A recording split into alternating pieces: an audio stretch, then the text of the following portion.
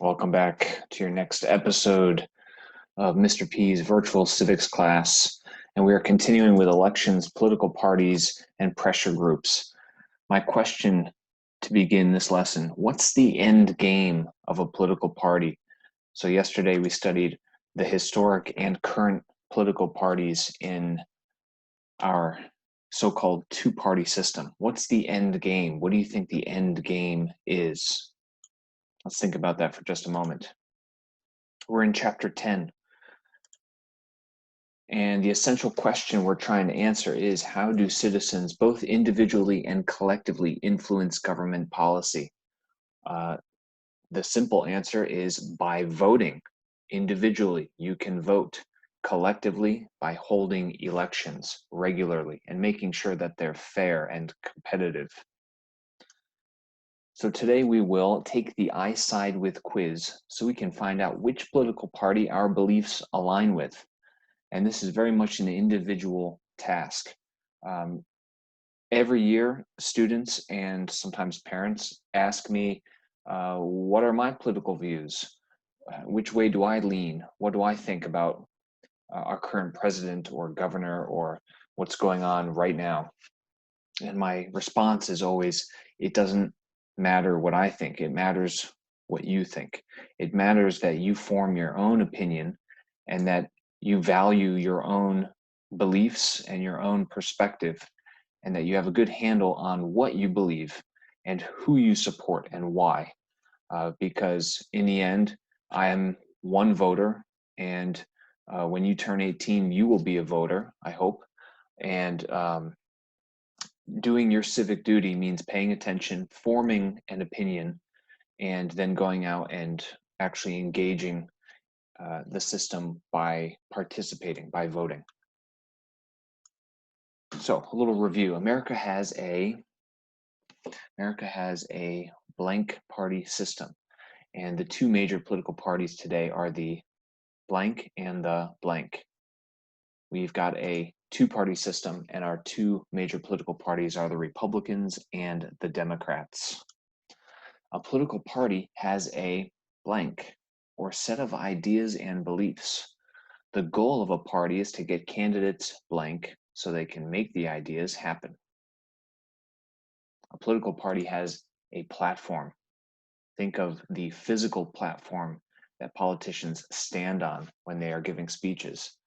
The goal of a party is to get candidates elected so that they can make those beliefs and ideas into a reality. The first Democrat president was Andrew Blank. Who's this guy? The Democrats' party platform was to extend blank to all men, specifically white men. The first Democrat was Andrew Jackson to become president, and the Democrats' platform back then was to extend voting or suffrage to all white men. The first Republican president was blank. Who's this guy? And the Republicans' party platform was total opposition toward what issue? And the correct answer would be President Lincoln, and that issue was slavery. The political spectrum is represented in terms of blank and blank. And of course, that's going to be right and left. And right means blank, and left means blank. Right means conservative, and left means liberal. The further right you go, the more conservative you are. The further left you go, the more liberal you are. In general, the Republicans are on the right side. The Democrats are on the left side. And if you're in the center, if you can't choose between the two, but you're kind of in the middle, you're considered to be independent. Most Americans, or a plurality of Americans, are actually independent. We're in the center. And depending on what's going on in the country, we might side with the Republicans or the Democrats, depending on what the country or our state is facing at that moment. So let's go back and talk about that question. What's the end game of a political party? We know that political parties have platforms. We know that they have ideas. What is the end game? The end game of a political party is to maintain political power. It is to hold on to power as long as possible. It is to win votes. It is to have support of the people. And that might mean changing the beliefs. It might mean changing their ideas. If they don't change their ideas, if they don't change with the times, then a political party just goes away.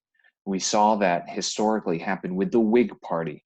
The Whigs wanted internal improvements, but they were too scared to address the slavery issue. And so, because they were not willing to address the slavery issue, they just kind of melted away and ceased to exist. So here's our political spectrum. This is an oversimplification, but in general, most Americans talk about politics in terms of left, right, and center. Independents are in the center. Republicans are on the right. And the more right you are, the more conservative you are. Democrats are on the left. And the more left you are, the more liberal you are. So let's talk about political parties. Political parties are really just large organizations of people, and they've got different layers of committees to deal with the different layers of government. There's a national committee, a state committee, and then a local or precinct committee. Every layer of every political party, especially when we're talking about the Democrats and Republicans, revolves really around two things: getting money and getting votes. Money is important more and more and more because if you have a lot of money, you can run a lot of advertisements, you can pay campaign staff, you can put in TV ads and send out flyers. Running a campaign is extremely expensive. So if you have donors, if you have people willing to give you money, your campaign has a much better chance of succeeding and winning elections and getting people into positions of power. Now, you might have all the money in the world, and Mike Bloomberg just found this out the hard way. He's worth $60 billion, tons of money, but no one voted for him. So you can have lots of money, but if people don't actually get out and vote, then the money is just something that you're spending without getting a result. So you need both. You need to have money and you need to get people to actually vote for you. So at the national level, the National Committee raises money for presidential elections. They focus just on winning the presidency. Then you've got the state level. So for the Democrats and the Republicans, they both have a national committee, and then they each have 50 state level committees or state parties, and they raise money just for state elections, just to get people elected to the state legislatures, the state executive branch, so governor. And then at the lowest level, you've got the precinct. It's called a precinct level. And this is the level where you've got people going door to door, talking to voters, maybe carpooling with them on election day to get them to the polls, to help them to vote, helping people to get registered, asking them for small donations. Less and less today, because most people just, if they're going to donate, they can just do it online through a website. But it used to be much more important to have people going door to door and visiting with people and talking to them about the issues and asking for a small donation. So there are issues that are historically come up again and again and again. One of them is the rural versus the urban debate of who is in control. And because America has always been a frontier, there's people who live in cities and there's people who live in the country, right? So who's going to have control?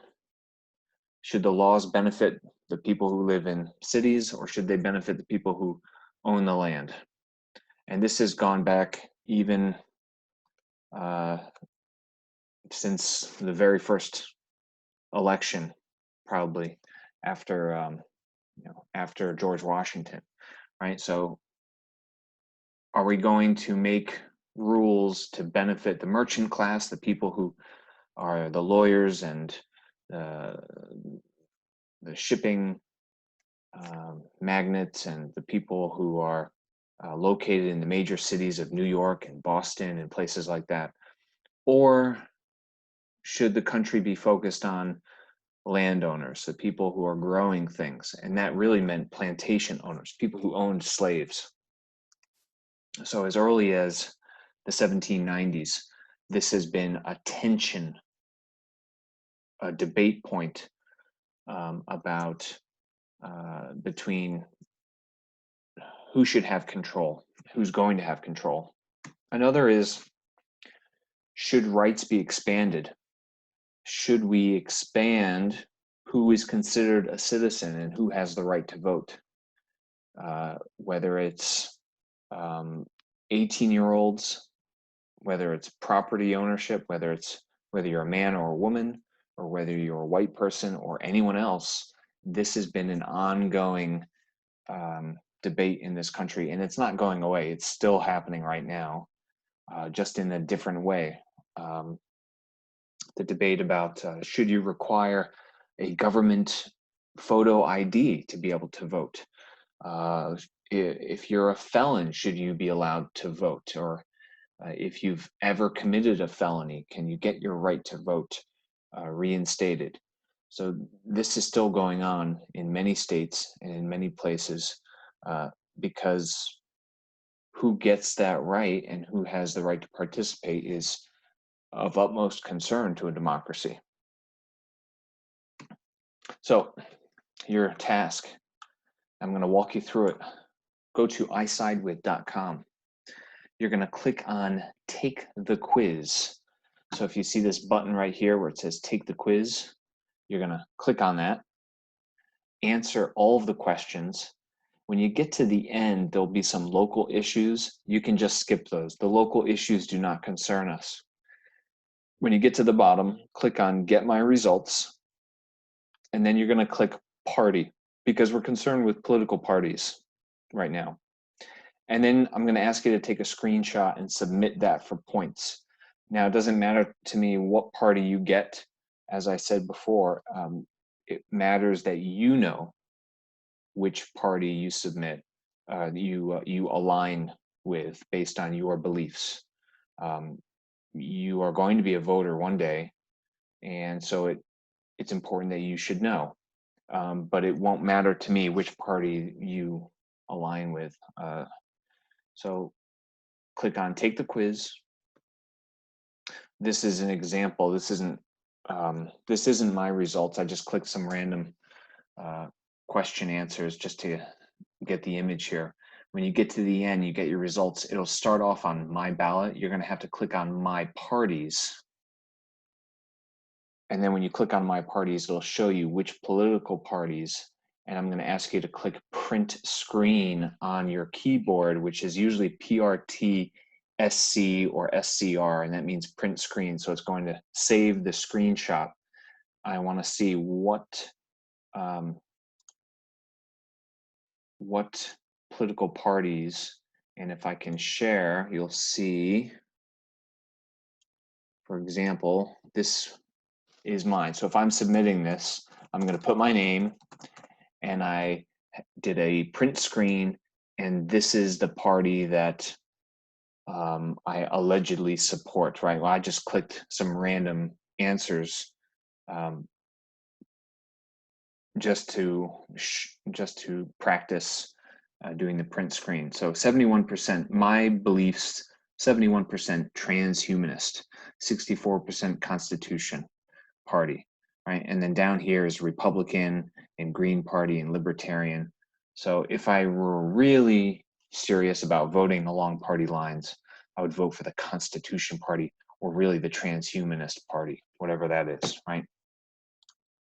So let's get to I side with. Okay, follow me along here. So I'm going to read the questions. You can just listen to my voice as you're taking the quiz. So if you If you want to do this on your own, you can stop the video and do this on your own. I'm just going to read through. Okay, so national security issues. Should the president be able to authorize military force against Al Qaeda without congressional approval? Should the US assassinate suspected terrorists in foreign countries? Should the government increase spending on public transportation? That would be buses, trains, that sort of thing.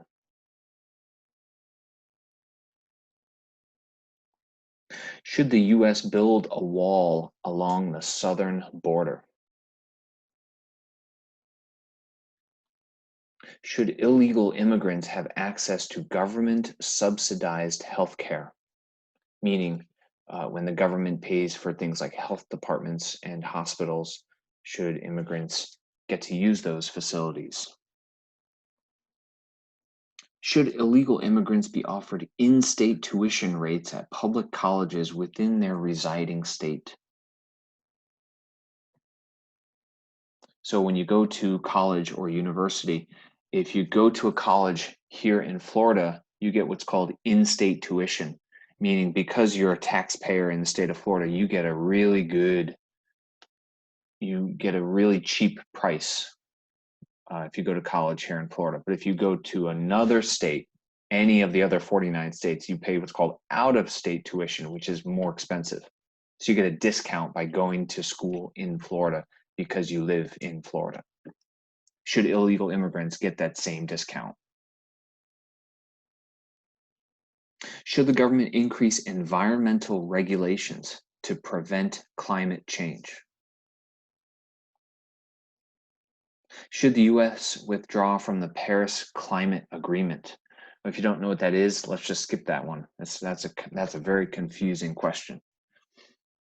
Should disposable products such as plastic cups, plates, and cutlery that contain less than 50% of biodegradable material be banned?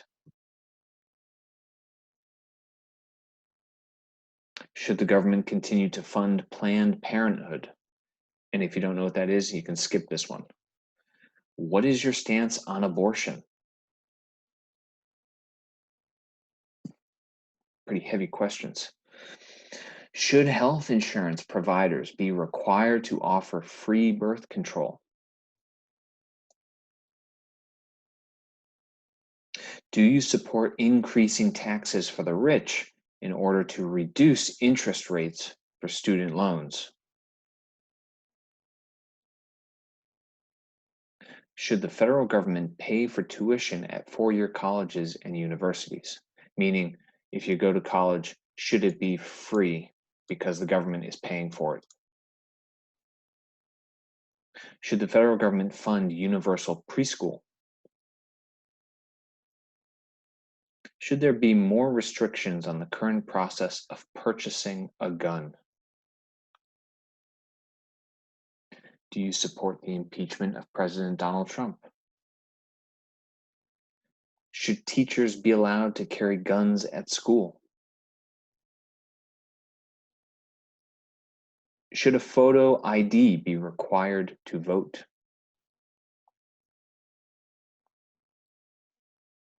Should the Electoral College be abolished? Should foreigners currently residing in the United States have the right to vote?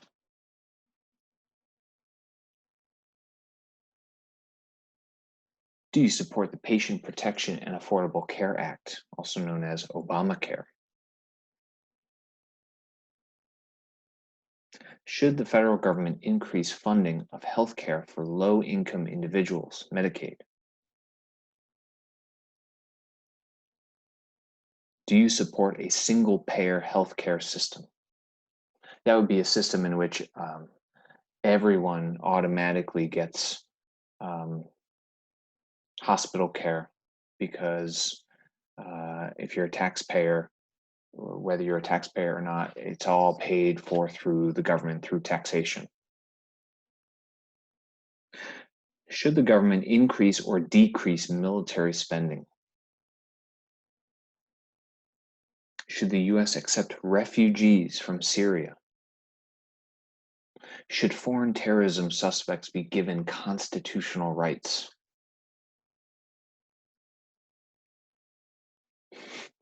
Are you currently experiencing COVID-19 symptoms? I don't know what that has to do with a political party platform. Should convicted criminals have the right to vote? Do you support mandatory minimum prison sentences for people charged with drug possession? Should prisons ban the use of solitary confinement for juveniles, for kids? Do you support the use of nuclear energy? Should the government require children to be vaccinated for preventable diseases? Should producers be required to label genetically engineered foods? Should the US raise taxes on the rich? Should the government raise the federal minimum wage? It's around $7.50, I believe. Should welfare recipients be tested for drugs? Meaning if you're getting assistance from the government, should you be tested for drugs? These are the local issues. Okay, so at this point, you're going to skip these local issues. We've gotten as far as we need to go. You come down here and click Show My Results. And let me just remind you here. Where's my share? Share screen. Okay. Okay, so we've taken the quiz, we're skipping the local issues. When you get your results, go to My Parties, and then you're going to click Print Screen, and then you're going to paste that image into a Word document and submit that to me. And I'm curious to see, I'm going to be very curious to hear your opinions if you want to share in a comment, one sentence. Are you surprised? Right? There's always every year there's a student who they thought that they were a Democrat, but they ended up supporting the Republican Party, and vice versa. If you're having trouble submitting your screenshot, send me an email and I will see what's going on. All right. Thank you for your attention. Have a good day, everyone.